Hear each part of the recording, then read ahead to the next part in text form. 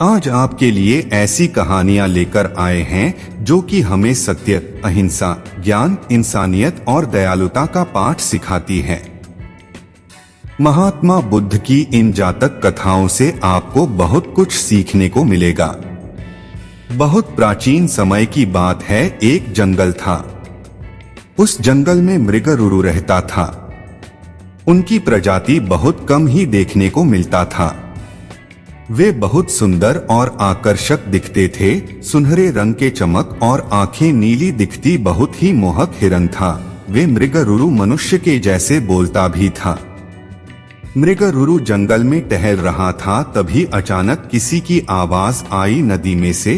रुरु मृग नदी के निकट गया तो देखा कोई इंसान नदी के धारा के साथ बह रहा है। बिना सोचे वो मृग नदी में छलांग लगाता है और अपना पैर पकड़ने को बोलता है। वो इंसान उसके ऊपर बैठ जाता है। जैसे तैसे मृग उसको बाहर निकालकर बचा लेता है। इंसान जब सुनहरे हिरण को देखता है तो बस देखते ही रह जाता है। उस इंसान ने हिरण को धन्यवाद कहा। तभी मृगरुरु बोलता है, मेरे बारे में किसी को बताना मत, नहीं तो इंसान मेरा शिकार करने आ जाएंगे। मृगरुरु की बातें सुनकर इंसान ने कहा, मैं किसी को नहीं बताऊंगा। इतना बोलकर वो अपने गांव चला जाता है। मगध राज्य की रानी सो रही थी और सपने में उसी रुरु मृग को देखती है। जैसे ही सपने से जगती है, राजा को बुलाकर बोलती है, मुझे वैसा हिरण चाहिए जैसा मैंने सपने में सुनहरा हिरण देखा।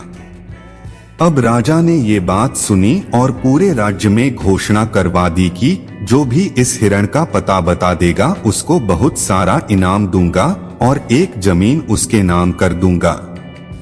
सबने ढूंढना शुरू किया पर किसी को मिला नहीं। बात हर जगह फैल चुकी थी।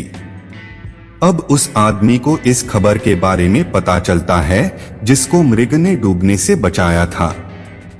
वो इंसान देर न करते हुए राजा के दरबार में पहुंचता है और राजा को बोलता है, मैं जानता हूं मृग के बारे में कहाँ रहता है। उस जंगल का रास्ता और उसके रहने का जगह भी मुझे पता है।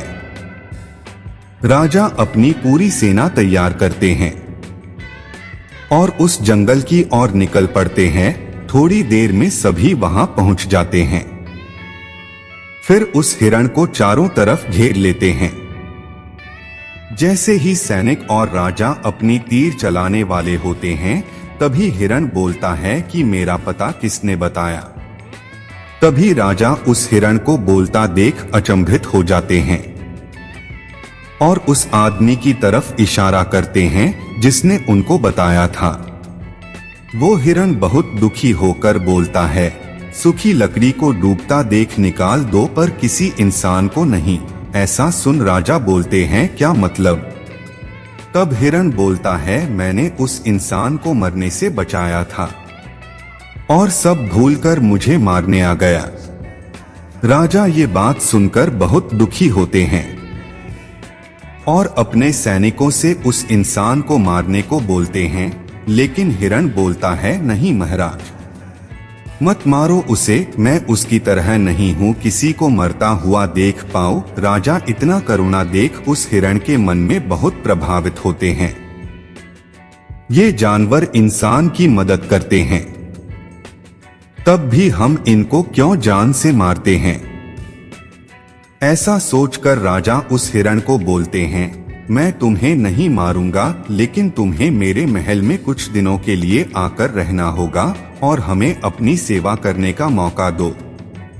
राजा की ये बात सुन हिरण ने स्वीकार किया और कुछ ही दिन महल में रहकर वापस जंगल वापस लौट गया और वहीं रहने लगा। हिरण एक जानवर होकर सबको इंसानियत का पाठ पढ़ा गया।